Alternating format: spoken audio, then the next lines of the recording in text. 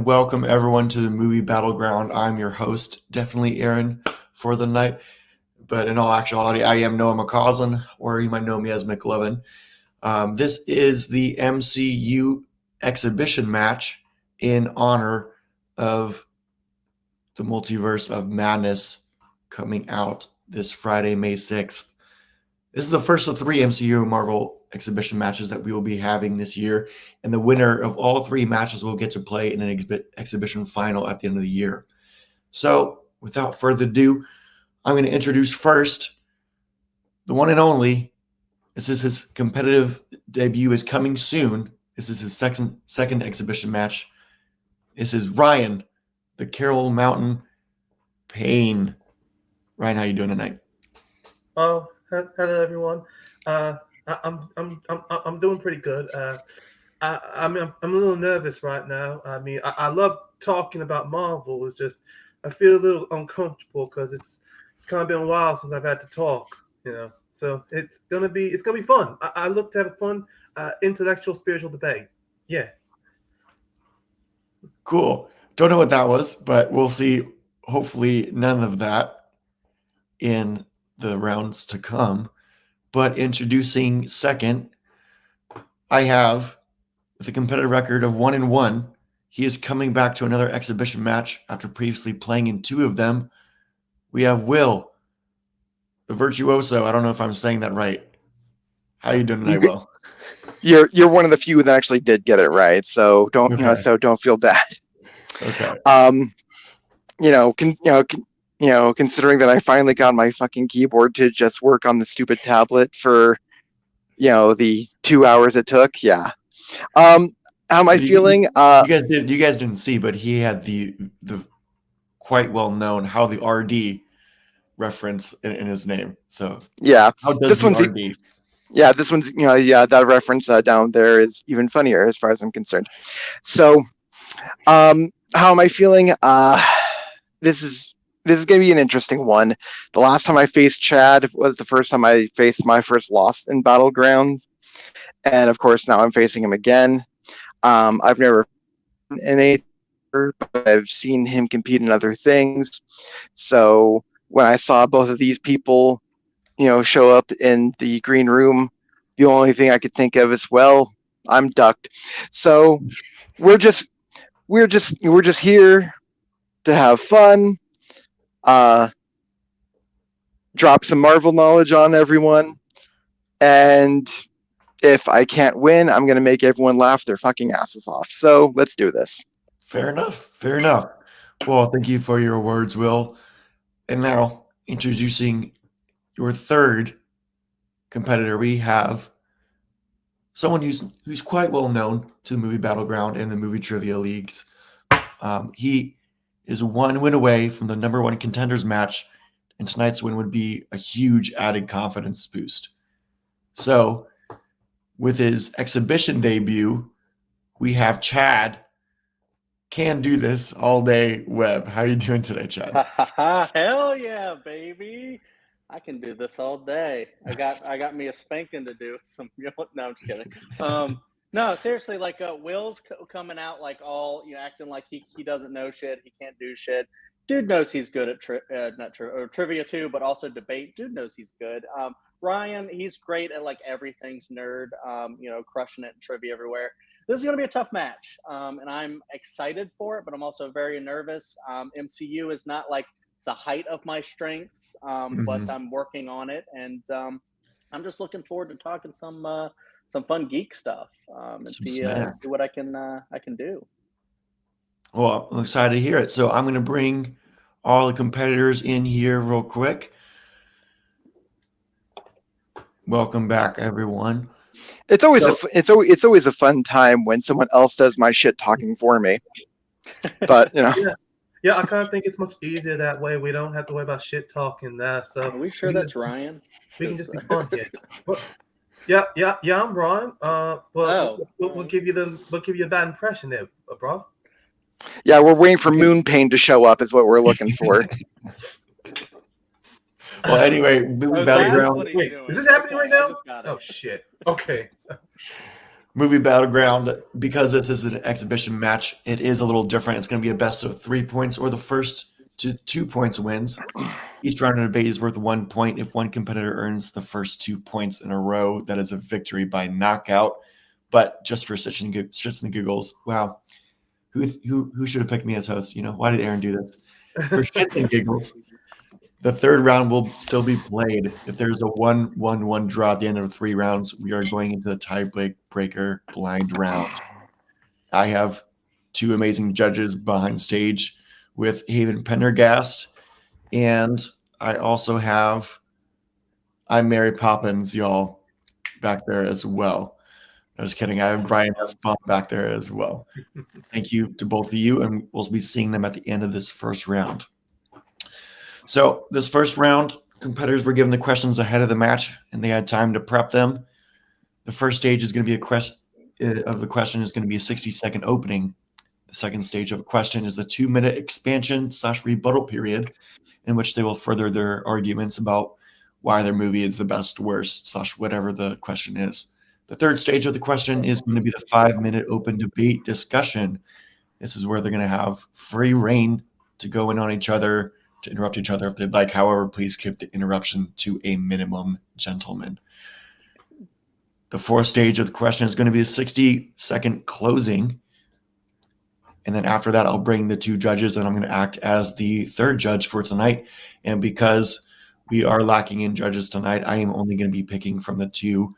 If the 2 judges decide to pick 2 different people, I would be picking between the 2 of them instead of picking the third competitor, which would make it difficult for all of us, and no one would get that point. So,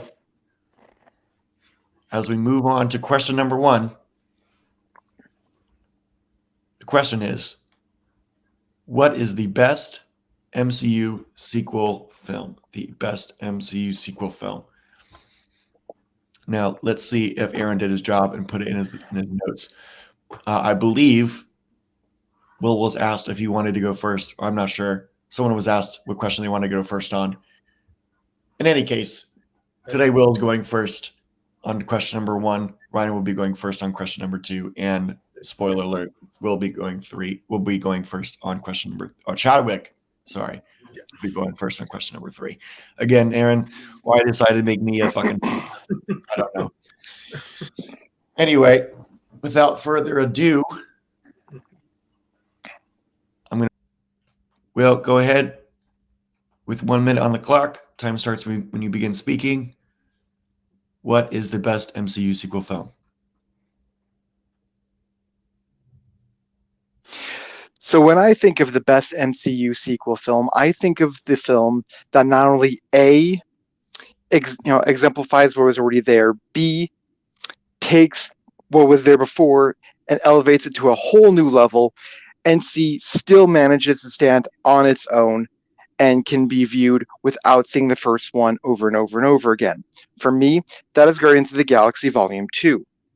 This film is an absolute total package.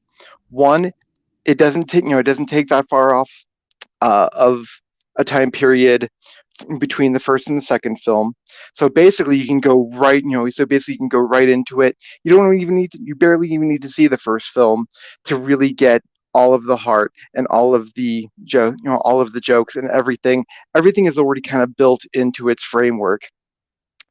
2, the story is so much bigger than the first one that it really does stand out, because you get to delve deeper into every single one of the backstories perfectly. And finally, That's time.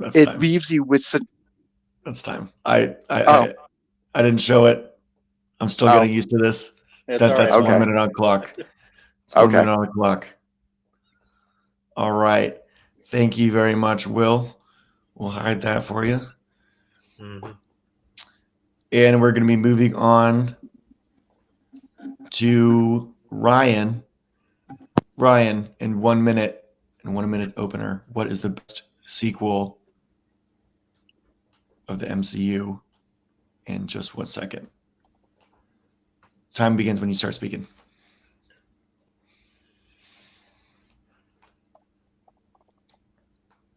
there are many factors on what makes a great MCU film, but one factor that I chosen for my pick was the rewatchability of it. Because as much as the MCU film is great, does the film get better on rewatch, or does it add something more when you rewatch it on rewatchability? And that film I picked is Iron Man 3. Iron Man 3 had a very tough job to accomplish itself because this film came right after the Avengers and it was a solo Tony Stark focused film. What this film does is that it gives Tony Stark a great plot, a narrative to work on for his character to really decide his growth from it. Because we had the big team up movie. Where does Tony Stark go after that? It delves into a great plot. It touches a little bit on PTSD. It focuses on his self-destructive tendencies, but also forces him to realize that he needs to grow as a person if he wants to move forward as a hero. And also how his antics, and it also shows how his antics are affecting the personal relationships around him. I'll cut my time here. All right. And last but not least, we do go to Chad. Wow. I'm fucking this up big time. All right, ready? Aaron, 3, 2, 1. And last but not least, we do go to Chad. Chad, what is your best MCU sequel? Time begins when you start speaking. The Winter Soldier is a great film and the best MCU sequel because it does what every sequel aspires to, being better than, but also serving its predecessor. It continues the story of Steve Rogers and Bucky Barnes. It transitions from being about war abroad to being about domestic war and espionage. The added genre bend helps establish Winter Soldier as a great film along the same lines as The Dark Knight. The film is also just a blast to watch. The pacing is perfect from beginning to end. There's always some sort of amazing action sequence happening, like the elevator fight, Winter Soldier fights, freight ship raid, or Fury's car getting ambushed. And when it's just dialogue, the dialogue is masterfully written and executed. There's a reason people generally list this at the top of their MCU rankings. Directed by the great Russo brothers, great score, introduces new characters like Falcon and Sharon Carter. It's just a near masterpiece and a perfect sequel. And time. Thank you, Chad.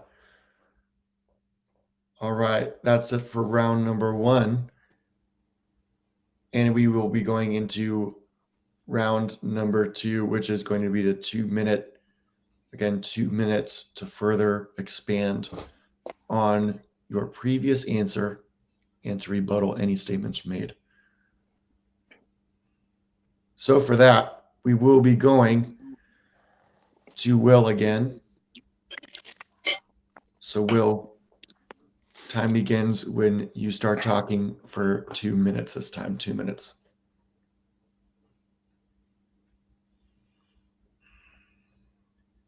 Well, I will agree with Chad that a sequel, to be a great sequel, should serve what came before it, and yet elevate. Captain America and the Winter Soldier doesn't do that because it's just so far outside of what the first film was. The first film was, albeit a typical MCU film, and then it went completely, took a complete sharp turn and went into a political espionage film. So it's interesting, but it's different.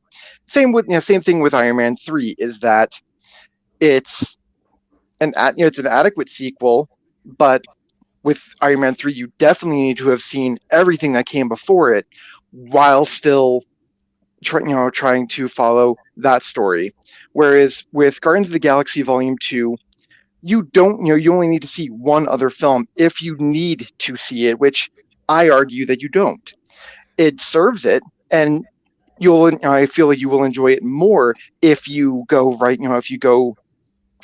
into it from seeing Guardians of the Galaxy Volume 1, but it's not needed. But even so, the story is so much more elevated. It has a lot, it just has so much more heart. The story is so much bigger and deeper. You get to know all of the characters far better. And this, you want to talk about one you can rewatch over and over and over again. out of all of the films, Guardians of the Galaxy, when I've talked to many people about this is the film that they always say that they go back to the most because of the humor, because of the heart, because of the stellar action, because of the great set pieces, and because this is just an absolute total package movie. So if you want the best MCU sequel for money, for your money can buy, Guardians of the Galaxy Volume 2 is definitely that sequel. And time. Thank you very well for that point. And we're going to another 2-minute rebuttal stage as we go to Will. Not Will, just kidding, he just went. We're going to Ryan. See, I'm getting his personalities mixed up as well.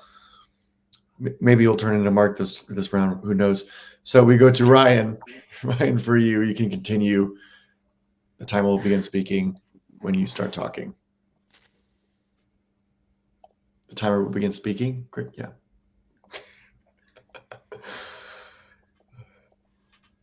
One thing I do agree with Will when he talked about his introduction is that a film needs to enhance the sequel needs to enhance what was already there. But when he saw, one thing he did mention about Iron Man 3 is that you needed to watch the previous one. While that can be seen as a negative, I see it as a positive because it is the third film in Iron Man's story, but also it is also an afterword or an epilogue to the Avengers, which was something Marvel was building up to in their first phase. The fact that this film does a good job when it's opening to establish after the events of Avengers, Tony Stark develops a sense of PTSD over his near-death experience of going to space. And going through there, it continues a plot thread that was introduced in the first one, which was of the terrorists of the 10 Rings, that is enhancing it there, giving it the figurehead of the Mandarin, a character played two times better greatly by Ben Kingsley. But I will also say saying that his argument on don't need to see the previous one is kind of what makes his argument for Guardians of the Galaxy Volume 2 weaker, because in order to understand the characters a little better, especially Peter Quill, who's the sole focus of this, you need to watch the first one before. The second one is mainly there just for characters like Gamora, for Drax, because they are the vehicles for the secondary characters of Nebula and Mantis. Now, for The Winter Soldier, while it is a great MCU film, unfortunately, just like with one of the issues with Captain America and some modern films is the time period, because the first film had to be a period film. So the big hurdle it had to jump was adjusting to a new time period. And because this film also came after the Avengers as well, which looking at the release date is Captain America, Winter Soldier, first Avenger, then the Avengers. So Cap had a big hill to climb overall. Iron Man 3, on the other hand, it already had a lot of fields to grow, and it was doing its best to sweep. I'm making no sense. I'm going to stop.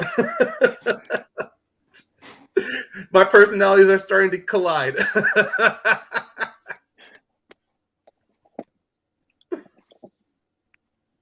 All right, and Chad, we go to you for your 2-minute debate.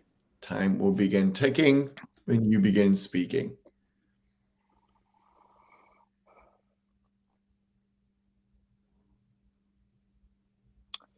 The Winter Soldier marked the great entrance of the Russo brothers into the MCU, and I really think this is still their best movie. And they've gone on to make a lot of great other movies like Civil War and Endgame and stuff like that.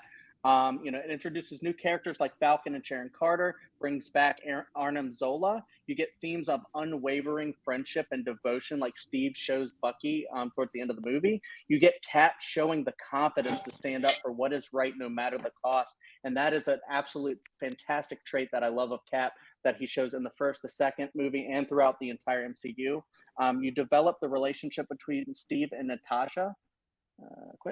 Steve and Natasha, you get to see Peggy as an old woman, and Cap gets that closure he needs to move on temporarily before he finally gets to reunite with her in Endgame. The action is elevated. It has the best fight scenes you've ever seen, maybe at least before Shang-Chi came out. And then it's an edge of your seat movie. All the antagonists are fantastic. Alexander Pierce, Arnim Zola, Winter Soldier.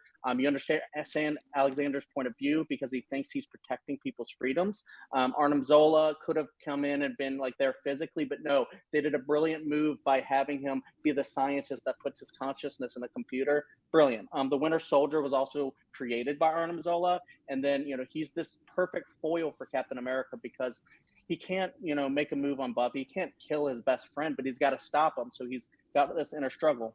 With Guardians 2, it's a fun movie, but it has some really good comedy, but that doesn't set it apart from the other films featuring the Guardians. The villain is not that good. He never seemed like he was going to do the right thing ever.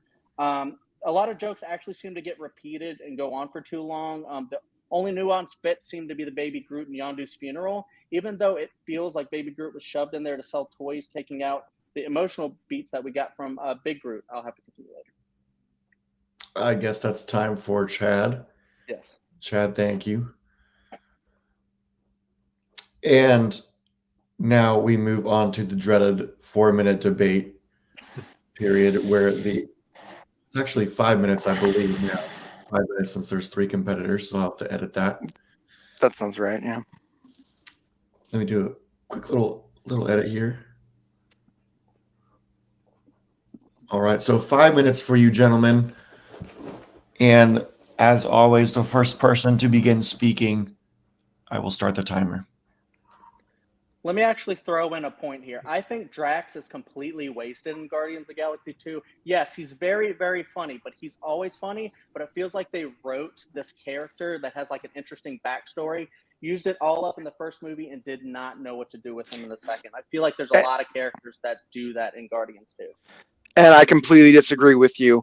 Drax actually shows a lot of growth, and you get to get a lot more of his backstory. You get to hear about his wife and what made him fall in love with her. You get to see how he's starting, how he's starting to feel for the rest of the group. You get to see him as an advice giver. You get to see him do a lot more in terms of just stabbing people and telling little one-liners here and there from the first one into the second one. So no, you're completely wrong on that one. Now, I want to reiterate something that I did say, or at least clarify something that I said in my one of my arguments.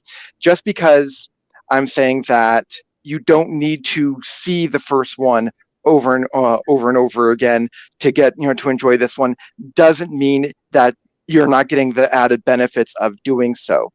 And so I definitely wanted to hit Ryan's home point against that one right out there, because when you do see the first one and see the second, see volume 2, you're getting a lot of benefit. You're getting to see how these characters grow from film to film. But what I'm saying is that you don't have to see 4 other films. You have to see one of the Avengers films or anything like that to get all of that. And this is probably the most the film that you can see the most over and over again without all of the other films. Right. I understand. I get what you're saying with that argument, though. But I think the fact that if you have seen the previous films, it's like a very good little connective thread out there that the writers, or at least what the whole MCU timeline is doing. It's not there just for people to go like, oh, I've seen this film, I've seen this film. It's there as a good character growth because they want to build this great universe. That's why with Iron Man 3, it was so good to know that not only was the previous film Avengers reference, it plays an integral part in Tony's personal journey. It builds into why in the film he's so obsessive of consistently building Iron Man armors. He creates new technologies with the nanotech because he is so terrified of what's coming next.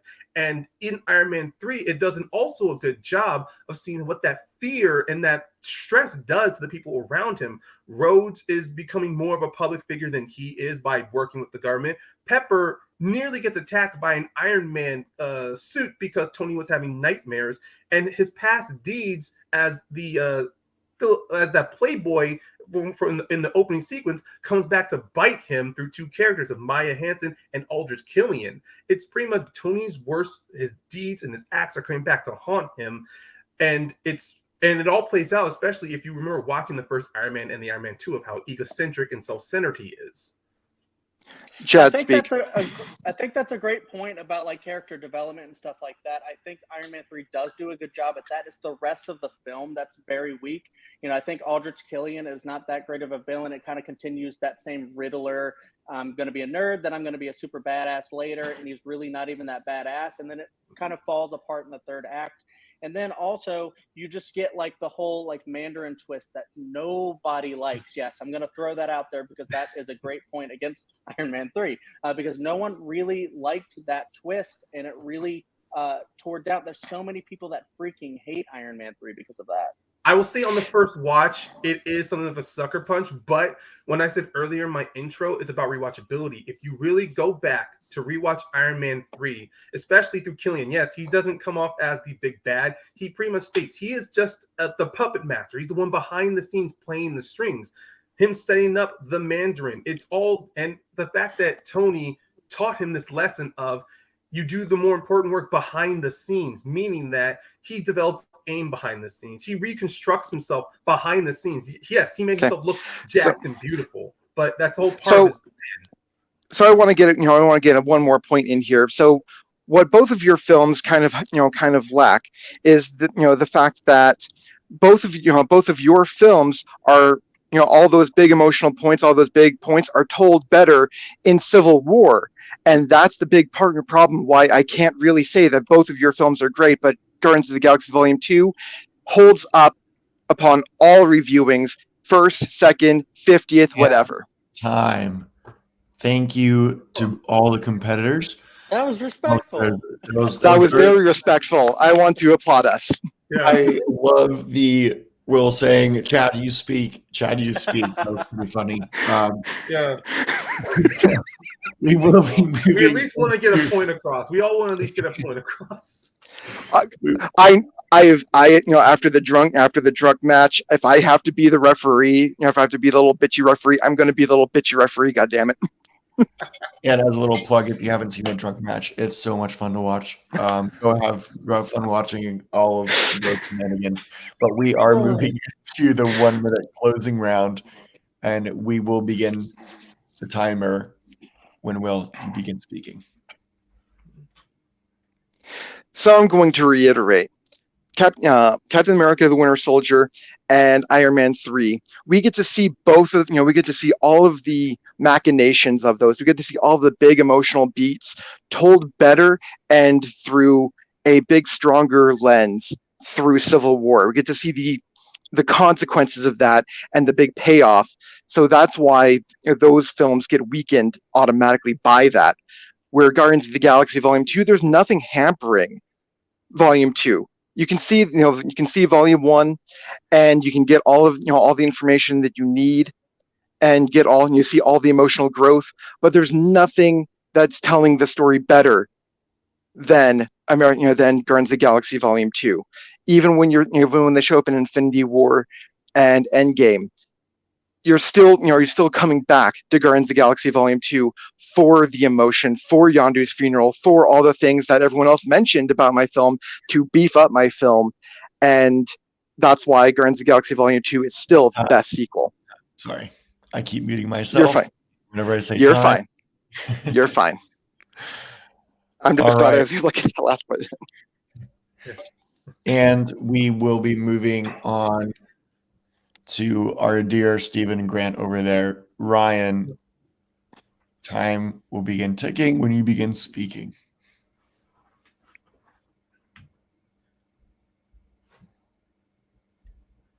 Tony's emotional arc in Civil War would not have been as good if it wasn't for his emotional climax in Iron Man 3. As I mentioned before, it ties in to him suffering from PTSD, having to struggle with it. He doesn't really beat it, but he comes to make at peace with it. He comes to realize who he is because that little emotional arc of realizing that he doesn't need his little reactor in his chest. He realized who he is down to his core. It's because of that. and his interactions, as I didn't mention, with the little boy Harley, he realizes that he doesn't need to rely so much on his suits in order to become a hero or to become a good person. It's all about working on within himself, which builds into a great quote he says later on in Homecoming to Spider-Man. If you are nothing without that suit, then you shouldn't wear it. It's about the integrity of who you are as a character and who you are as a person that will carry you and be worth your weight as a hero. And it also works because of that. And I'm going to concede my time. Yeah, concede my time. There you go. There you go. I was trying to find that word in the opening. I'm like, what is that word? Concede. It's like I'm conceding my rights to host any other match. Chad, we are moving on to you for your 1 minute final closing statement. Time will begin ticking when you begin speaking. Exactly everything Ryan just said about, Tony and his ingenuity. All happens in Iron Man, all happens in Homecoming and other films, like he said. Iron Man 3 is kind of unnecessary for that purpose. And Guardians 2, it's a fun movie, but ultimately it doesn't do anything new, doesn't really introduce that many interesting characters. Mantis is kind of whatever, and the only really good scene is the Yondu scene. However, my film is filled with the best scenes you've ever seen in a movie, period, not just an MCU film. Civil War doesn't tell the story better. Civil War tells an entirely different story, and it is more of an Avengers film. Winter Soldier is more of a focused film. It provides you all the information you need from the first film. It totally stands on its own, and the rewatchability comes from the perfect pacing and the top-notch action sequences. This movie is just a goddamn film that you can throw on at any time and fall in love with Cap, Bucky, and time. Thank you so much, Chad. Thank you very much. Competitors, we're going to drop you guys to the back. You too, Will. You don't. And we will be bringing Brian Nussbaum and Haven Pendergast. Thank you guys for being here to begin with, but also I don't really have much fact checking to do. I have a whole ass job back here trying to run this show and trying to listen to competitors as well. The only thing I really have is that, yes, Captain America, the Winter Soldier was the Russo brothers MCU debut. So I'm going to kick it off over to Brian. Brian, who's the winner? And as concise as you can put it, why did they win the point for you? Chad Waller for me. His rebuttal and his closing worked for me, so Chad's my point. Awesome. Thank you, Brian. Hey, let me go over you. Same thing. Who gets a point? Why? Damn, homie had it short and sweet. I think every competitor started off really well in the first round. They all made interesting points, but I'm gonna have to agree with Mary Poppins, that Chad was able just to, make a lot of great points about his film and why the other films just didn't hold up to the one he was bringing up as a Winter Soldier. So my point goes to Chad also. Awesome. Thank you, Haven. Thank you, Brian. And the first point will go to Chad. So we'll bring the competitors back in. Chad, Ryan, and Will, welcome back. Great round played. So there we have it. That was a great first round. Thank you, everyone. Thank you, the judges. You guys did a great job. And in the MCU, there can be a couple pieces of shit in there. There's some really bad movies in there, and sometimes you get some really great ones. But sometimes maybe people get the two confused. Like Jared Leto in House of Gucci. You do not confuse shit with chocolate. So to move past that horrible thing, the speed round question is, what's the most overrated MCU movie? So you have to determine which one is a piece of shit and not a piece of chocolate. So we will be going, let me see who's going first this time. It is going to be Ryan going first this time, followed by Chad, then Webb. So Chad goes twice? Okay. I'm just messing with you, Chad. Again, he can make my argument for me. I don't care. Chad, then well, that's a little reading problems with me. So I'm doing such a great job. Thank you so much, Aaron, for letting me do this. You are doing a good job. Shut up. You are good. Yeah, you're hilarious. All right, I'm gonna go ahead and drop myself to the back and bring the timer back online. And for this one, you guys only get a 1-minute opening round. There will not be a debate round in this one, and you guys get 90 seconds rather than the 2 minutes, and then you guys will get a 45-second closing round. So, Ryan, I'll go to you. Your 1-minute opening goes now when you start talking.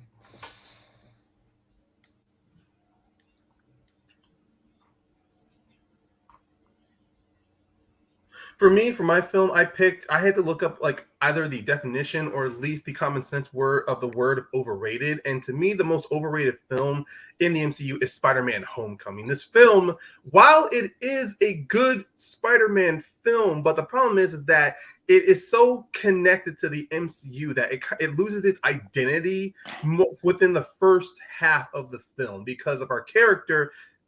While some films coming off of a big ensemble event, sometimes they get stronger after the follow-up one. This one, unfortunately, is much weaker because of it. It's more focused on the higher plot, constantly name dropping the Avengers, talking about more focused on their deeds. With having Tony Stark in the film, even though he's a mentor, he kind of overshadows the point where our main character, Peter Parker, plays more catch up along the way instead of actually trying to establish his own identity. It only gets good until after the Washington Monument. And time. Thank you, Ryan. And we will be moving over to Chad. Chad, your time is now. Speak now or forever hold your peace. Go ahead. For this question, I had to go with a film that had so much success, was lauded everywhere, but did not deliver on all fronts. Black Panther crushed the box office in 2018 and had everybody rushing to see it. It was the Spider-Man No Way Home of its time, and this got Black Panther not only high praise from critics and fans alike, but a Best Picture nomination, among other awards. Let me put this into perspective. There have been many, many MCU films, and some of them have been truly great. None of them have come close to receiving a nomination of that caliber, or frankly, as much praise in other areas as Black Panther. It's a really good film, don't get me wrong. I love that it means a lot to so many people, but I think that's also why people rate it higher than it deserves. Frankly, it has some pretty glaring issues, like a weak third act and pop culture references that date it. It feels like there was too much studio involvement in this one, focusing too much on big CGI battles. I'm not saying a Best Picture film has to be perfect, but it at least needs to focus more on character and story than Black Panther does. And time. Thank you, Will, not Will. Why I keep messing up names? We're friends, Chad. We're friends. And teammates. And teammates. I wouldn't do this to you on purpose. I thought Stephen Grant was going to be a mix-up. It's you. You started the confusion, Cheers, mate. All right. We will be going over to Will. I got your name right. We're going over to Will for his 1-minute opening debate. As usual, time will begin when you start talking.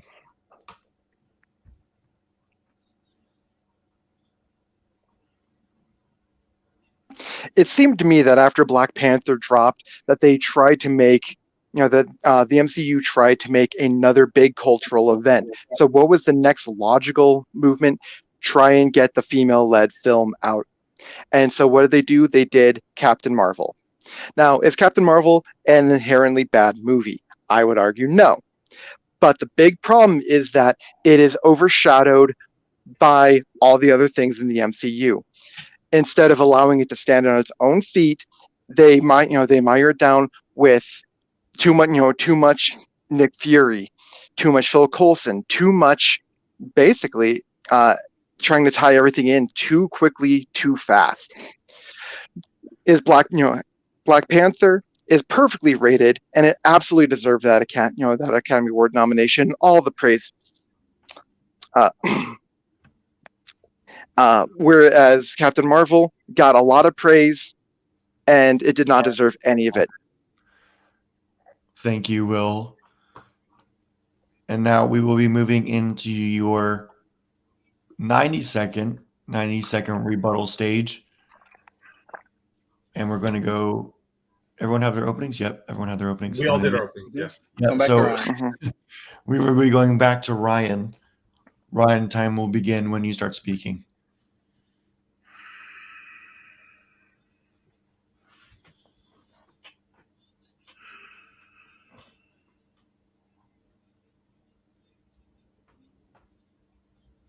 I want to add on a bit to what Will said about like when it came to a film with a set up from a cultural event. Even though Captain Marvel, it was teased off after Infinity War, that cultural event did at least gain a lot of buzz towards it. And not to say it's a big negative though, but it did get people invested and people wanted to go see it.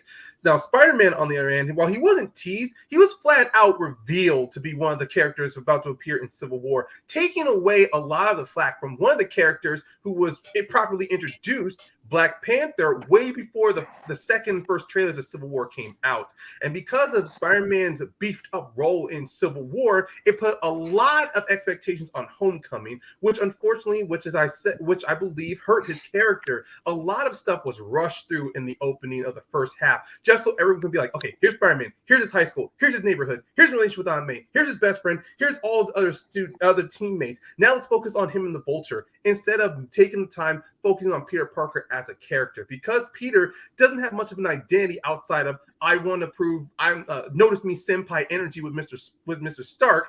He is so focused on trying to move away from his own life. We don't understand why Peter doesn't not want to be in high school. We don't understand why Peter wants to already be a part of the Avengers. Yes, we understand he has that fanboy energy, but the problem is that Peter does not seem to have an understanding of grips and stakes until that boat scene. Otherwise, he's just a normal time. Thank you, Ryan. I'm not going to thank you though for the use of "Notice Me, Senpai." So we're going to move past that part, and we're going to go ahead. It's 90 seconds. I can't get everything out. We will be going over to Chad. Chad, you can begin speaking, and I will begin a timer when you do.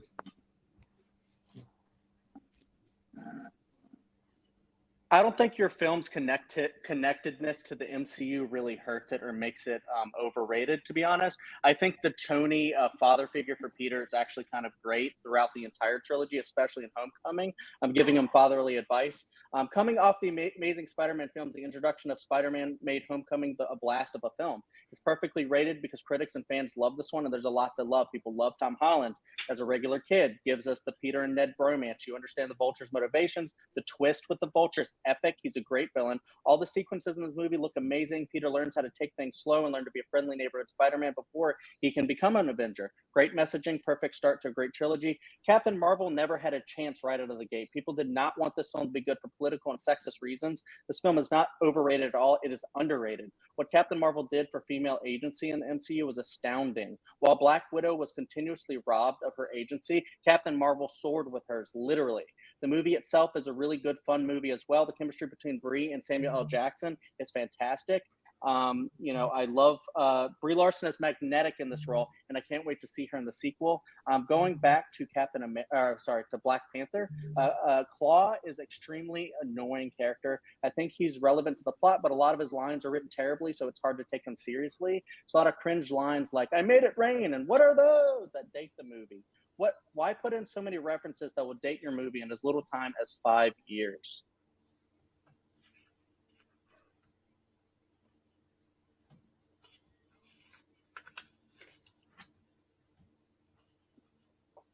I think you're muted again, Noah.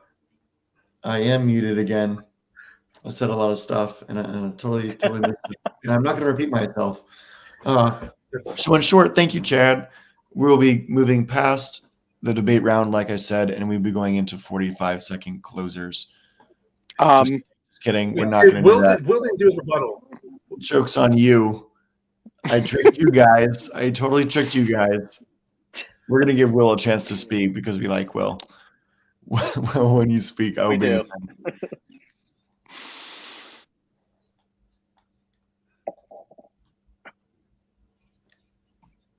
So again, I want to thank Chad for making all my arguments about Spider-Man: Homecoming for me, because that makes my life easier.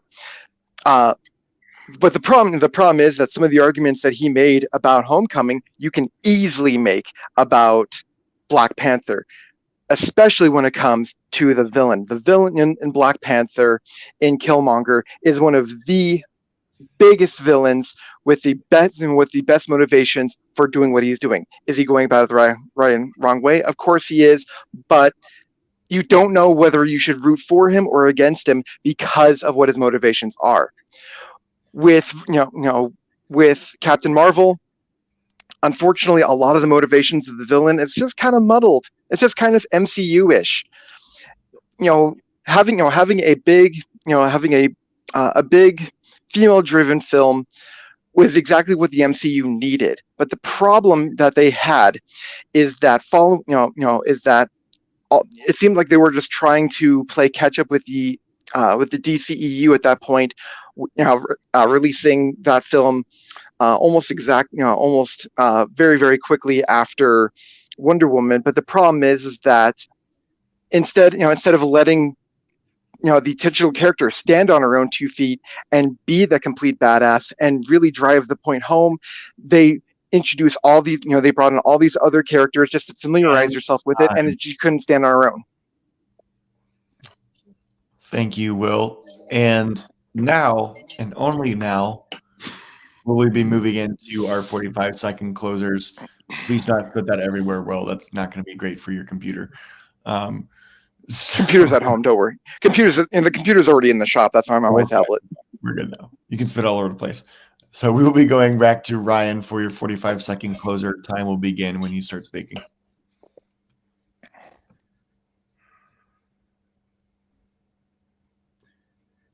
Chad didn't mention regarding like how Vulture is a good villain and how the twist ended up working. I disagree with that. I think the twist of him being Liz's dad was unneeded. Vulture was already set up to be a dangerous person with dangerous motivations, and the twist just it was just there for shock value.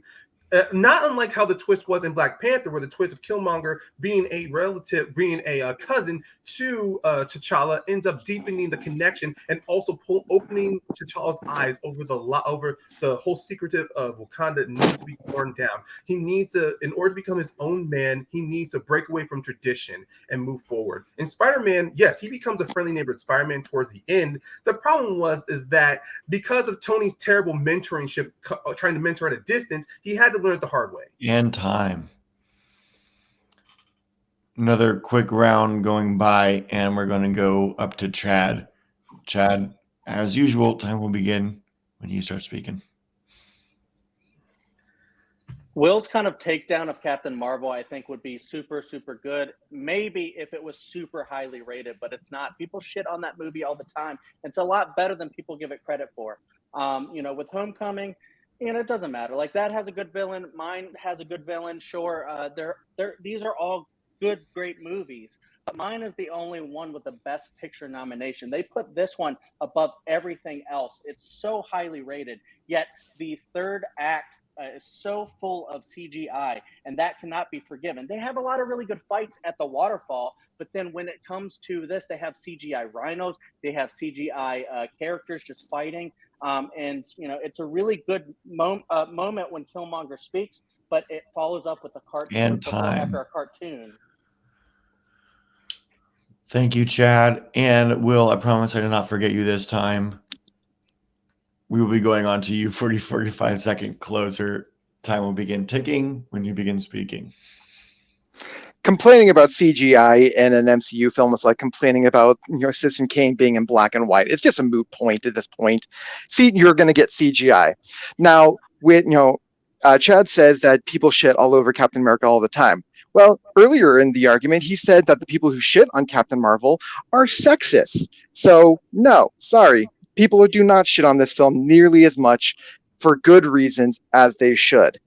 This film is elevated above films like Wonder Woman and other female-driven films, and it's kind of ludicrous that it is that high. There's a reason why Black Panther is, rated high above everything else. It's because it deserves to be there. It is just an amazing cinematography and everything. Time. Homecoming. Damn it. This feels like it shouldn't be a speed round question. Got it in there. Almost That got it goddamn clock. in there.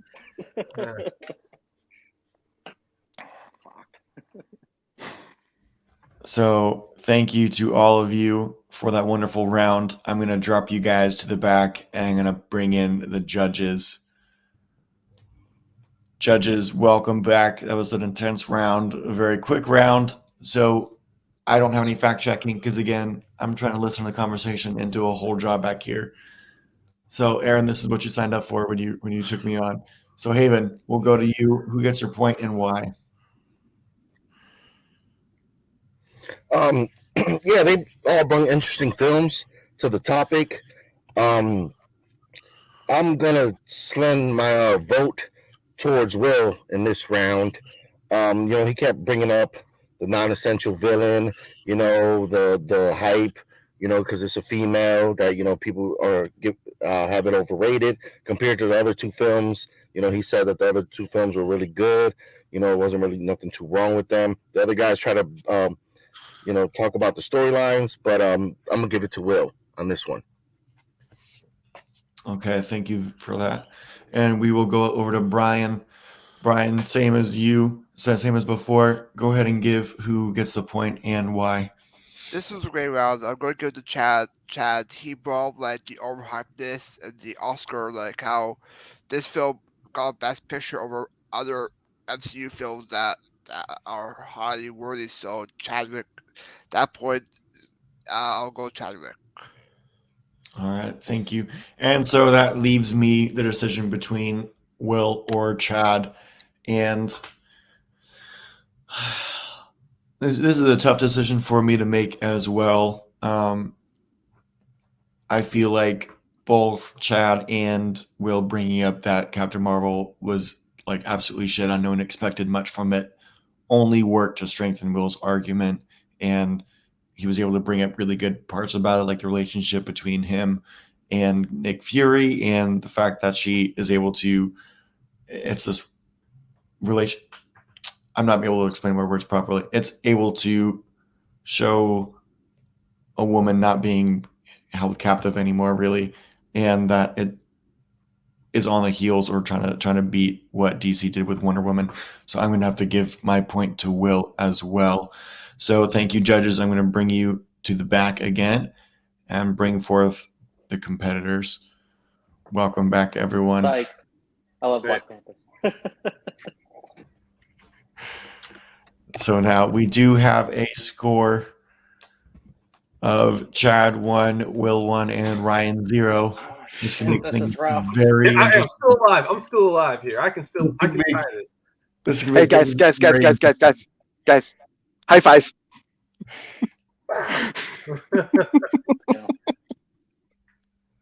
So if Stephen Grant over there gets this third question, we will be going into a blind round, which we'll be honest. Do any of us really want it? Do any of us really want it? I kind of do.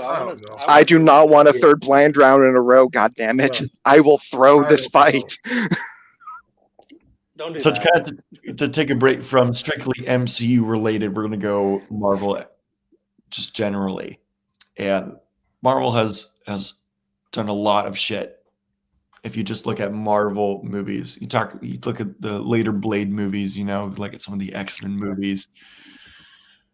There's a whole bunch of shit that you shouldn't even waste your time with. Aaron, I hope you're not cursing on your shows.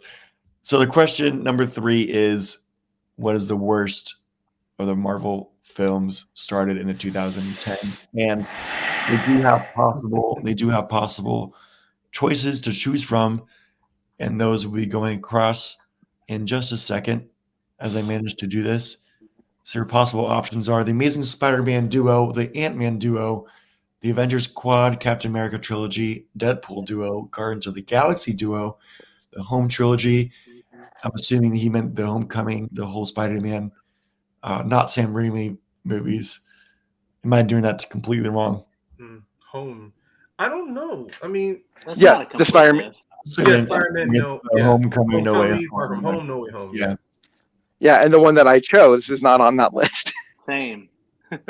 Great. Thank you. Yeah, Thank you, Aaron. mine is down here Sure. I'm assuming Don't since you worry. guys still have them, Aaron accepted them. So we're going to keep the Those show are the running. other options. Kick-Ass Duo and Thor Trilogy. So those are the possible options. And spoiler alert, 2 of the people did not have their choices on there. So it's going to be an interesting round. I don't think any of our choices were on there to just for spoilers, but yeah, you'll see. Spoiler alert. This is going back to regular rule format. So you guys will have 60 seconds as an opening debate. You will have 2 minutes as a rebuttal stage and a 5-minute open debate round, and then the usual 1-minute closing round. And this time, Chad is going first. So I'm going to go ahead and drop myself out. And Chad, you got 1 minute when you begin speaking.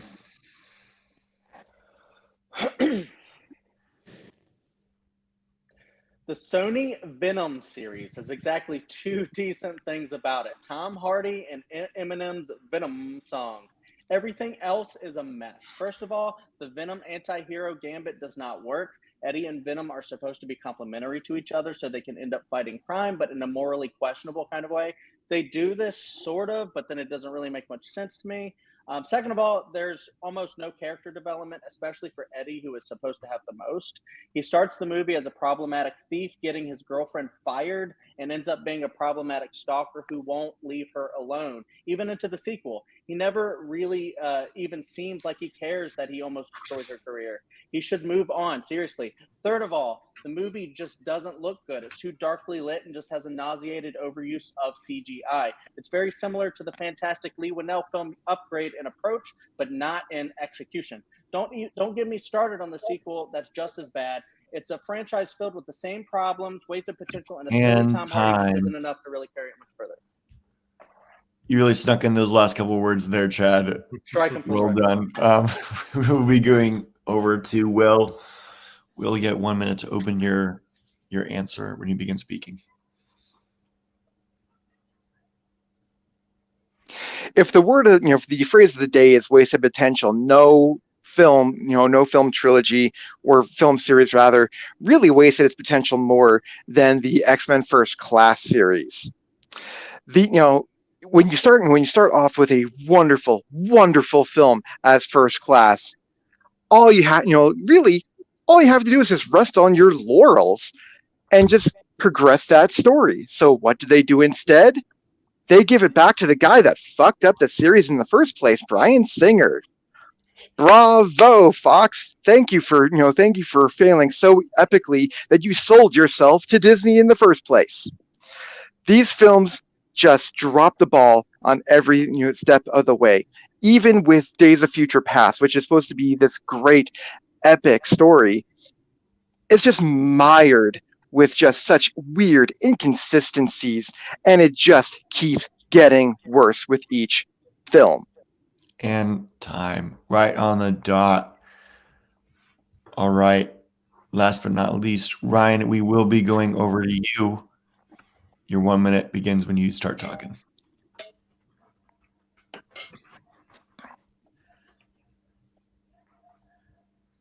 Oh, okay. My choice for the trilogy that honestly, it starts off very good, but then it gets worse by sequel after sequel, and that is the Kingsman trilogy, from Kingsman: The Secret Service, Kingsman: The Golden Circle, and The King's Man. Now, all 3 of these are within the helm of are helmed by Matthew Vaughn.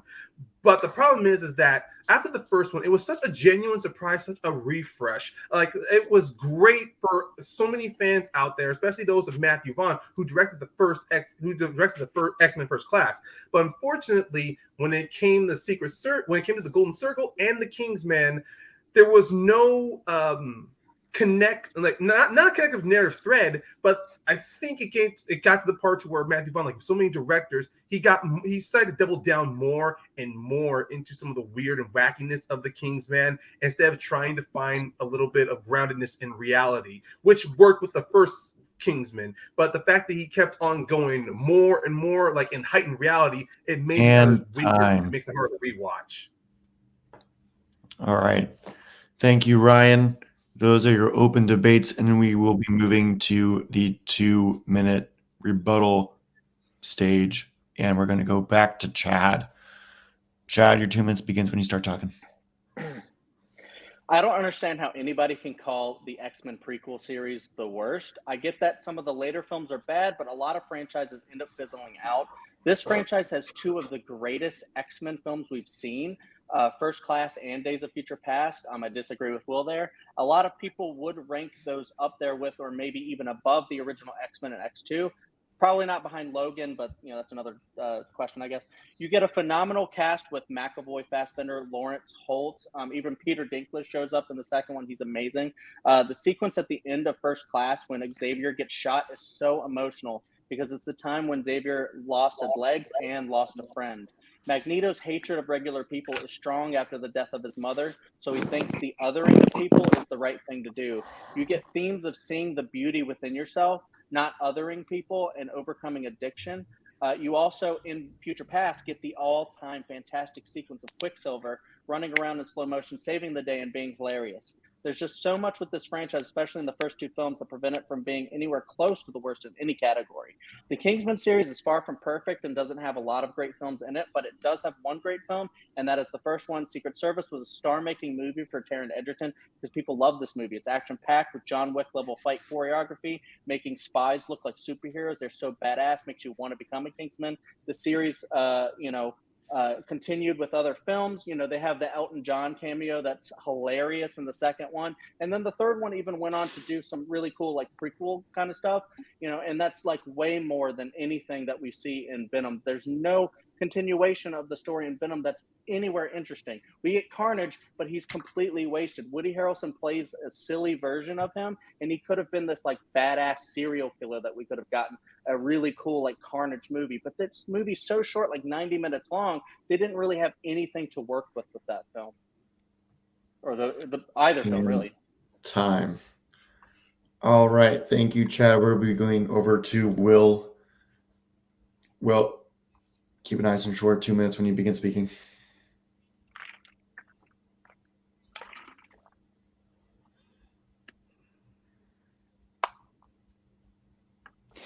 So I feel that Chad made the fatal flaw of talking about everyone else's film more than why his film is worse. And so this is going to be problematic for me trying to argue, against why the Venom films are bad when he doesn't really give me much to work with.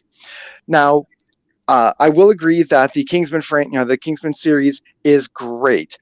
They try and do some different things here and there, and it's very varied. All three films are great, all for different reasons. Venom is really the low-hanging fruit of these things, but really these films were not made for highbrow audiences. Just like Venom was not made for really highbrow. It's not meant for anything more than just silly fun.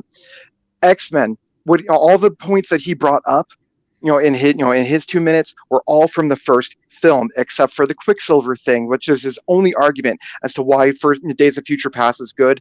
And really, that's the only thing that film has to offer, aside from being an X-Men snuff film half the times. It's just an overrated piece of shit that does not need to be there, and it just keeps getting worse from there. They waste Oscar Isaacs, they waste Patrick Stewart, they waste Ian McKellen in all of those things, and it is abysmal from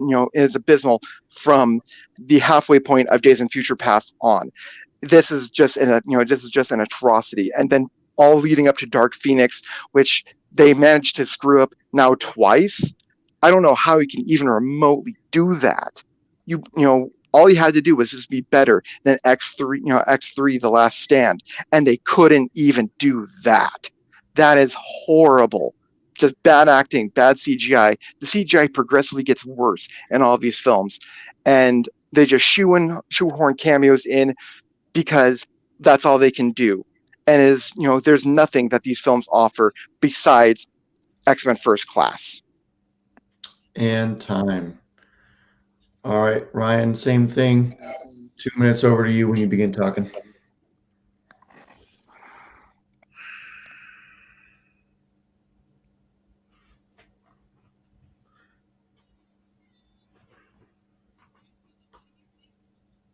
To continue on what I was saying about when the Kingsman trilogy does get worse, especially all being helmed in Matthew Vaughn, while Taron Egerton is fantastic in the first one, also Colin Firth also makes a great performance as the mentor of Harry Hart. And then in the first one, spoiler, he dies. But in the second one, they decide to do the thing where they bring him back to life. They introduce an American counterpart, the Statesman, who have this magical technology to revive anyone from death. Downside is they get amnesia. So practically, Colin Firth's performance was pretty much just somebody who doesn't know who he is for a couple minutes. He gets his memory back, and then he has to pretty much ride a bicycle again. It makes for great character work. Problem was is that it comes immediately after the first one, where we don't have time for Taron's character to feel the loss of Harry, and pretty much his film goes from he loses a mentor to has become his own man. Guess what? They rip a bandit off of us. You know what? He's back now. He has to be the mentor. In the King's Man, while it is a great prequel, they cram all of World War I into one film. This film could have been paced better. It could have been stretched out to maybe make 2 films in order to set up for the Kingsman Secret Service, which happens at the end of the film. Venom, as much as it is hokey and there's hammy performances, you can find enjoyment out of it. Yes, Woody Harrelson's performance of Cletus is not going the dark psychopathic turn, but for a film that's rated PG-13, he still is able to bring a little bit of darkness to his character as someone who is a serial killer, while making you understand his character, not feel sorry for him, but to sympathize with him. But at the same time, you still don't want to be near this guy. Tom Hardy's performance as Brock and Venom pretty much is the star-making performance of the first film, to where he carries the entire thing. People actually quote the first Venom more than they do Kingsman films. And as far as X-Men goes, Bryan Singer, as much as he fucked up the previous ones, he did a fantastic job with Days of Future Past with combining both franchises together. The problem was they brought him back for Apocalypse. And time. All right, great rebuttal period going on, and we will be moving on to the 5-minute debate round. 5-minute debate round. I will begin the timer when one of you begins talking. I don't know. The most quotable franchise for me is the Kingsman franchise. There's so many great one-liners in there that is the most enjoyable. I'm going to go back and I'm going to really reiterate what Ryan said and what I said. While the Venom's 2 movies are very, very hokey, while these are maybe not as seen, maybe not as elevated as the other films are, these are just meant to be fun. They're not meant to be anything more than just big popcorn flicks. 90 minutes apiece. They're over in a flash, and you're still having fun with it. With X-Men, however, you start off at one of the best X-Men films there, and it just bottoms out completely. And it doesn't. You don't get another good X-Men film until Logan, which is not part of this. Not of this series. Let's get that out of the way right away. Absolutely. I mean, why you hate Dark Phoenix so much is because the beginning part of that franchise is so great that it only had so far to fall. And it sucks that it did. A lot of franchises do. But Venom set no bar high, just like you said, making it the worst of these 3 because there's not even a good film in there. I want to correct something. I never said that that these were the worst. I said that these were maybe the lesser seen, but these are far from the worst because Dark Phoenix is the worst thing to happen to cinema, let alone Marvel. I want to add on earlier what you said, Chad, about how Venom was able to. I don't know when you were talking about Will's X-Men movies wasting actors. I will say that the Golden Circle wastes good performances out of Pedro Pascal. It wastes Julianne Moore. It wastes Jeff Bridges. It wastes Halle Berry, who I will say, as much as she's loud, she's not given much credit for her performance for the little work she does in X-Men. She is, honestly, you can replace her in the Golden Circle. And then don't get me started on the Kingsman prequel, where they waste Jaimin Hansu, Gemma Arden, and Rhys Ifans, along with I'm forgetting the guy who plays the Scotsman, and Charles Dance. They waste all these characters because they're just pretty much they're pushed off to the side. They're not meant to elevate anything there. They're just there for some reason. You can honestly put any actor in those shoes. But that the great thing about Kingsman though is that they really are given they really do manage to get these great casts, but still give them short but memorable roles. And I will completely fight you on the Kingsman to the day I die. While those are short roles, those are memorable roles. Jaimin Hansu is memorable. Rizi Fawn is putting in the performance of his career there. That's just an amazing role right there. That was such a memorable movie. More that this is all it's just one film. I would have preferred if this was a sequel, especially if it was a two-parter, especially with Tom Hollander playing 3 different characters who are meant to be historical figures throughout World War I. The Kingsman could have been great as a two-parter. Not to say that they're not memorable performances. I just think that all of it crammed into one film focused on one historical event does make it a little overblown to where you have to rush through everything. Well, that's like saying that 1917 could have been 2 different films, but I completely disagree. They did it, they put everything that they wanted to in that film, and they made it work perfectly. The Kingsman trilogy is one of the best complete packages that Marvel has to offer, whereas X-Men is easily the worst because it's just diminishing returns from the very beginning. As soon as let me finish my point really quick, and I'll let you talk.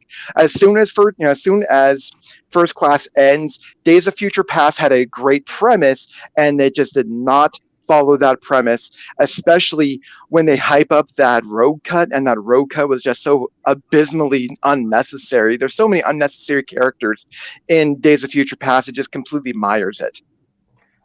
I don't understand where you're getting this with X-Men, because X-Men is lauded by so many people. People love this movie because it has so many great themes that you can return back to about being yourself no matter what and staying true to yourself. It talks about addiction, a lot of this stuff. Kingsman, there's a reason why people keep wanting to return to these movies and be, a part of this franchise, because it's so awesome to be in those suits and, doing all these crazy action scenes, like the church fight is one of the best fights in cinema. It's amazing. But with Venom, it has nothing to say. It wastes everybody. Riz Ahmed is wasted. Woody Harrelson is wasted. If you want to talk about really wasted potential there, it's just ridiculous. But you actually talk about those films. So I will give one credit. That is time. It was fairly clean from all of you. Thank you very much for not making my life a little more difficult. We will go into the closing debate. We are civil but nasty. I love it. I also don't know who would willingly watch Dark Phoenix on their free time, but hey, who am I to judge? We will be going to Ryan for your. I'll judge you. Go. We will be going to Ryan. Just kidding. We will be going to Chad. Sorry for your 1 minute closing. Go ahead, start speaking whenever you're ready.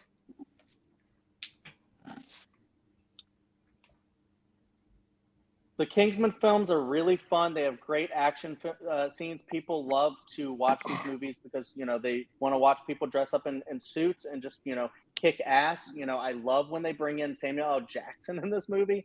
He makes so many great, hilarious choices in that first movie that is just amazing. And I love a lot of the parts from the sequel too with the Elton John, like I've said. But just a lot of the other stuff, just the action sequences are top notch.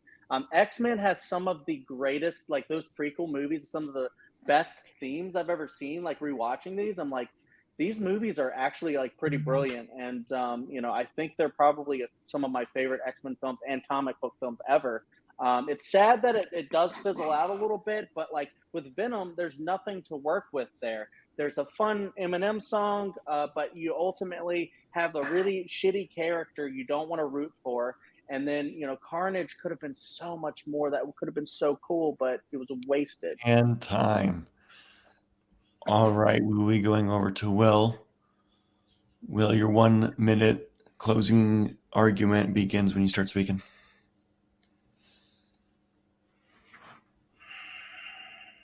The 2 Venom films might be the lowest on the Rotten Tomatoes meter, for instance, but no film amongst any one of these lists really just give me just make me laugh as hard as the Venom movies do. And again, even if you're not having as much fun of the time as I am, they're over in 90 minutes, and you know what? You're still having fun, and you can rewatch them, just in a quick rewatch.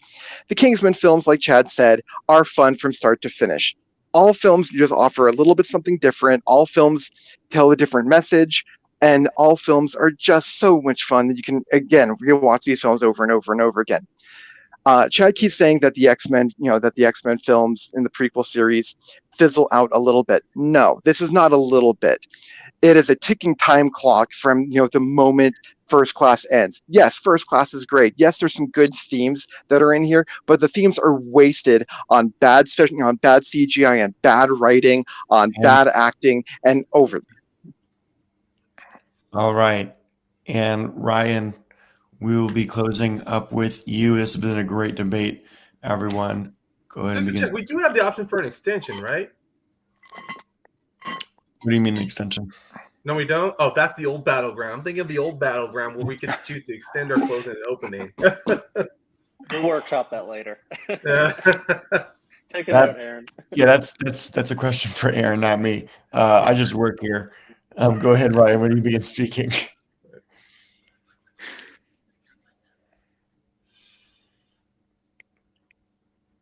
Despite Will and Chad's arguments on why X-Men and Venom were like how they say they are terrible, they're bad like Marvel films, the one thing between these two IPs is that these are IPs people will continue to talk about to see better.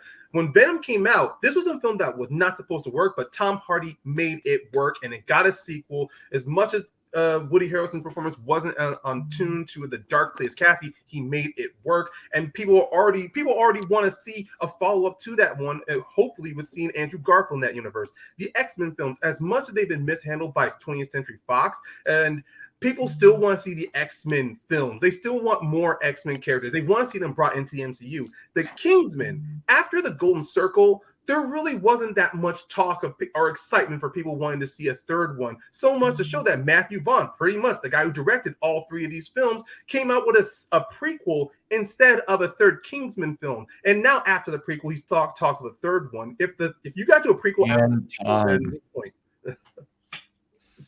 All right. Thank you, everyone. That was a great round. I'm going to drop you guys to the back as the magic will begin in just a second. We're going to see who won this movie debate, and we're going to kick it off with Brian. Brian, who gets the point for you and why?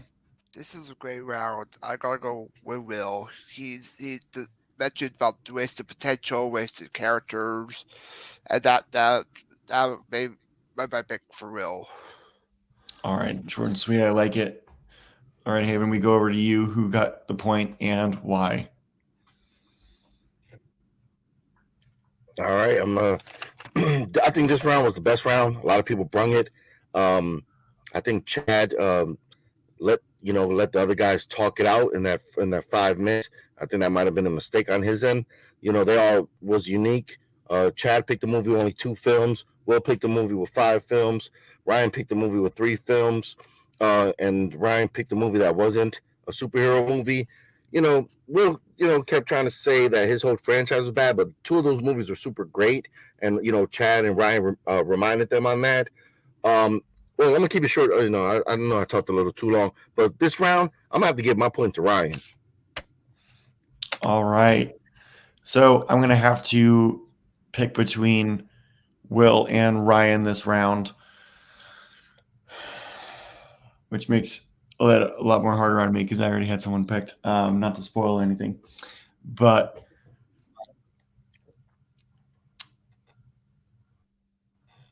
I feel like both Chad and Will were able to combat that while some of the Kingsman movies lack in some categories, as in like plot or characters or whatever, or wasted actors. The action scenes were a lot of things that brung it, and just the enjoyment that you get out of it. And I feel like Will was able to really hound on his point that, yeah, First Class is good, but after that, it's pretty much just a really wasted potential and just a huge shit show. And Dark Phoenix is abysmal and shouldn't be allowed to be ever played again. So for that, I am going to be giving my point to Will as well. And so that means your winner is Will Howard the Duck. Will, how are you feeling right now? Exhausted. Aren't we all? But so I'm very, very fortunate that we didn't go to the speed round or didn't go to the blind round because I did not want to have 3 blind rounds in a row. Second of all, Chad is both Chad and Ryan are probably the fiercest competitors that I have really faced in this league, especially after taking a pretty heavy loss to Chad in the drunk round. I didn't have the luxury of drinking in this match, and so I had to do the stone cold sober, knowing full well that he was around the corner, just ready to hammer every single one of my points with that whatever thing that he had. I'm not calling it Mjolnir because yeah. Anyway, but either way, both of my competitors tonight were fierce, and I know for a fact I eked this one by the skin of my teeth, and it makes me feel like I deserved this a lot, but I also feel extremely fucking bad. Well, as someone who's judged quite a lot of matches, this has by far been one of the really good ones. And again, you pick any other judges, and it could go a completely different way. You guys, Right? phenomenal. There was a lot of moments where I'm like, "Geez, I don't know how I'm gonna answer." So you guys, I'm the one thing I can be more proud of myself than winning this is managing to eke in the line, complaining about CGI in a Marvel film as like complaining about Citizen Kane being in black and white. that was a fun one. That's a primo line. I want to see that shit on a t-shirt. Aaron, make it happen, or anyone who owns TV printing, t-shirt printing. It's the same thing, right? Anyway, Will, how do you feel about doing this at the end of the year against 2 unknown competitors right now for an unofficial title? Oh Jesus. No, If just no. let's bring it on. Why not? Hey, Or are you talking about like my first one from last year? no. Because you won the first MCU match, there's 2 other exhibition matches that are going to be played, and then the winners of those 2, you all 3 are going to be playing each other at the end of the year. Oh, I am so fucked. Well, you went toe to toe with Chad Webb, and Chad is known for being quite ruthless in movie battleground. That's fair. So if I can beat Chad, maybe I can beat other people, and maybe if I'm actually fucking prepared, I can actually beat them further. Who knows? Well, in any case, we actually do know who your next match is going to be against. It's not going to be a huge match, but your next match is actually going to be next week against Tyler Birch. He's stepping in as a replacement. He'll get a chance to rebound from a loss a lot quicker than a lot of people usually do. But how do you feel against Tyler Birch and going in this too? Tyler has some. I did watch Tyler's last match, and again, as you said, with the different set of judging, anything can go a different way, and I really feel like with his last match, with him losing, I really feel like a different set of judges, it literally could have gone a different way too. He's kind of like me. He picks not the answers that you would automatically think of, but he makes the arguments work. And so in that regards, facing an opponent that I am that kind of opponent on is basically like a spy versus spy thing, equal versus equal, and that kind of terrifies the shit out of me, if I'm being completely honest. But I'm just going to do what I do. I'm going to make it work for me, and we'll see who comes up the victor. That's all you can do. Well, thank you very much, Will. Congratulations on your win today. I'm going to drop you to the back, and I'm going to bring out our second winner for the night, Chad You can do this all day, Webb. How are you feeling today? Yeah, I'm feeling pretty good. It's called Mjolnir or Mew Mew or the little one, I think. Yeah. Jonathan? So Jonathan, yeah. So, yeah, it's a thing. I love hanging out with Will. We chat off screen all the time, and I don't want to call it a rivalry because we're so friendly that it's just not even like that whatever. But yeah, I always have a great time battling. This was my first time battling Ryan, and that was really fun because he has a lot of knowledge, and that's what I think that I kind of lack a little bit in this specific realm of trivia, but also debate. I'm trying to strengthen in a lot of areas like this, but so this was a test. I feel like I kind of brought a lot of it, and I feel like I did super well. Like I won that first round. I was super close in the second one. I didn't super understand the judging in the second one, but it's hard to hear like three different competitors, let alone four in that 420 match or whatever. Everybody speaking at once, so it's hard to like. He did the best, I think. So I get that, but I was like what? But yeah, I think the third round was kind of my weakest a little bit, even though I think I did bring up some good points. So yeah, I don't feel upset about anything about this. I thought, yeah, Will did a really great job, especially on the X-Men front. And yeah, I think this is one of the times where he has like very strong opinions. He brought them out, and they work for a lot of people. And that's sometimes that's how it is. But I definitely want to debate Ryan again at some point because he was really fun to debate, and some really great people up in here. And I always love debating. It's just really fun. And I have a next guy coming out. You'll probably mention that. I don't. Yeah, thanks for plugging it for me. I'll go ahead and reveal it now, but his next matchup is going to be against Alan the Spaceman Shepherd, who is currently 2-0. He's 2-0, by the way. So if he wins, he'll get a number one contenders match. Number one contenders match. How do you feel about that possibility? Yeah, I don't know. I mean, this is the type of thing that happens when you lose all of your Ruth and you become ruthless, I guess. It ends up being a fact that you sometimes win, and then you got to face really tough competitors. That's how it is. I'm gonna prep all I can, and face Alan just like I'd face anybody else. Really, I think one of my toughest matches was probably Austin, and I know that was a really tough one. I squeaked out a win in that one, and I think honestly, if I could face him, I could probably face really anybody.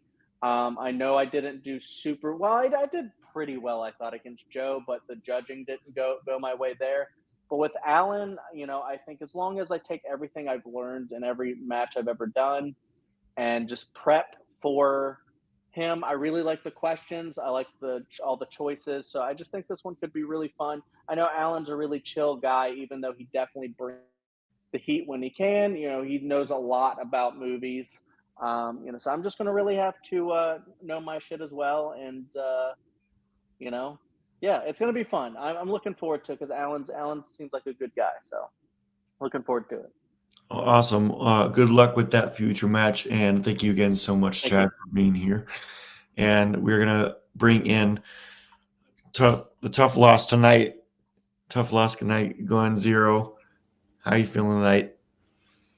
I mean, look, I knew, even though I haven't debated in a while, but I knew, like with Chad and Will, whenever I knew these guys were going to bring it, especially from knowing the topics they were, their answers they picked for the questions, regardless if people are experiencing debate or not. When you able to bring, if you make a good choice for a question, it pretty much should help set up what you're going to say for your answers. And for me, I thought I brought good answers to really throw my opponents off balance, but it just proved that at least two of my questions ended up being they ended up turning right back around me. Now I got no regrets for picking them. I picked good choices I thought were that answered the question down to the letter. But from what I saw, Will and Chad, they brought in good rebuttals. They brought in good points.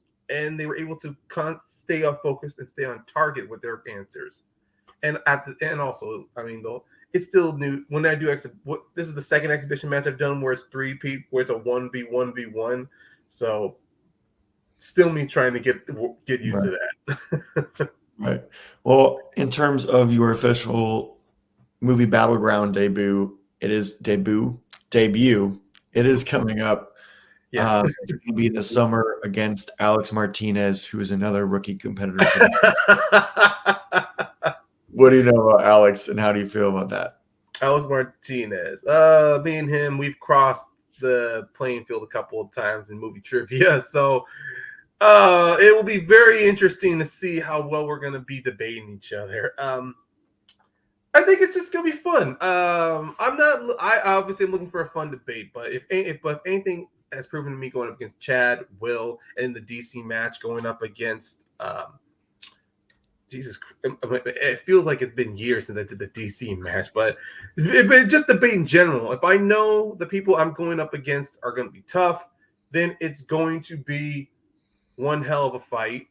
And one thing's for sure, I'm going to make sure that next time I bring notes instead of using sticky notes, so I don't have to worry about shorthand paper. So I don't have to worry about writing shorthand. But either way, I got time on my hands. You do. And once that happens, once this match has been set, then I'll get into treating this like like I'm a part of the debate club. Otherwise, can't wait to. I look forward to it. Well, thank you so much. I know this was a tough loss, but we enjoyed seeing you here tonight. We'll see you again in your official debut coming up in the summer. See you later, Ryan. And from all of us over at Movie Battleground, especially Aaron, since he wasn't able to be here tonight, we thank you guys for being here. We thank you guys for watching. I'd like to thank our judges, Haven Pendergast and Brian Nussbaum, for filling in tonight and helping judge. It makes the match go a lot smoother. And when they decide the same person, makes my job a little bit easier too. So of all of us, thank you very much. Please subscribe to the channel. Give us a like. It's going to help the equation, whatever YouTube uses, the algorithm. It's also going to help it pop up on your feed whenever you miss a match. So upcoming matches tomorrow, May 5th, Chris Diaz takes on Brian Nussbaum, one of our judges for tonight. Saturday, May 7th, the number one contenders match between Jay Burns and Aaron Knoll, who is not here, is going to be going down. That's going to be a intense match. You already know the fire that Jay brings, and Aaron downplays his ability, so that's going to be a fun match to watch. Besides that, thank you guys for watching. You guys have a great night or morning or whenever you decide to watch this, and have a great time.